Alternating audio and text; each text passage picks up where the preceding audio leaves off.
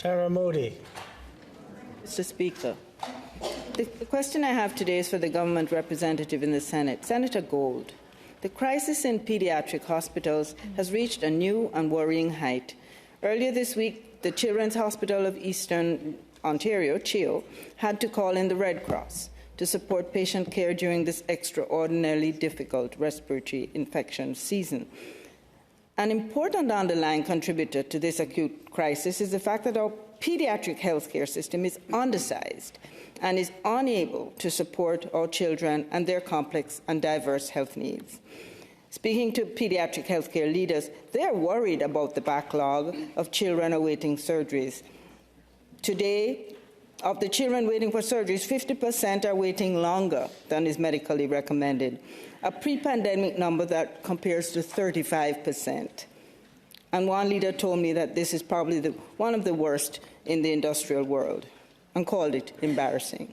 Senator Gold, what is the Government of Canada doing to work with provinces to increase the capacity of critical services for our children and families? Because these are not issues that are going to go away after the flu season is over. Senator Gold. Thank you for the question and for underlining the challenges that all families in Canada are facing in this flu season. I don't need to remind senators or Canadians of the steps that they can take to protect themselves, whether masking, covering their nose and mouth when coughing and sneezing, staying home when sick, and washing hands. The Government of Canada continues to work with the provinces and territories to address the challenges that the provinces and territories are facing in the funding and the management and the organization of their health care services.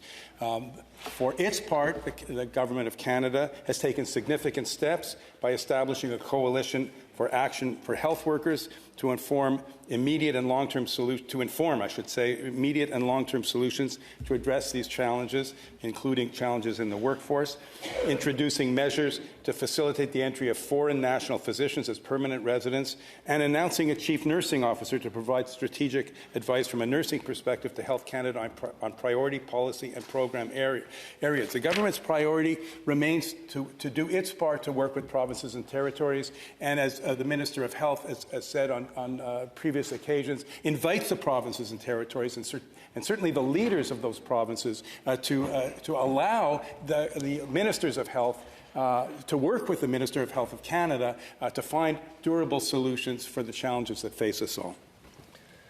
Supplementary, Senator Moody. Mr. Speaker, in a recent statement, Senator Gold, Children's Healthcare Canada, the Canadian Association of Pediatric Nurses, the Canadian Pediatric Society, called on governments of all jurisdictions to work together to address the crisis in children's health. Children require specific and focused attention at this time. An emergency warrants special collaboration across all governments. Immediate investments are needed to increase capacity, support clinicians, and ultimately help children. Senator Gold, is the Government of Canada willing to sit down with the provinces to find solutions to the crisis in pediatric health care as a separate negotiation from an ongoing discussion on health transfer? Senator Gold. Well, thank you for the question. The short answer is yes. The government has always been willing to work with provinces and territories, not only to provide funding, but to contribute to creating a national vision for health care that delivers for all Canadians. Look, the government knows that the healthcare systems in Canada, because there are as many as there are provinces and territories, are facing very significant challenges, and that the only way out of this is to work together.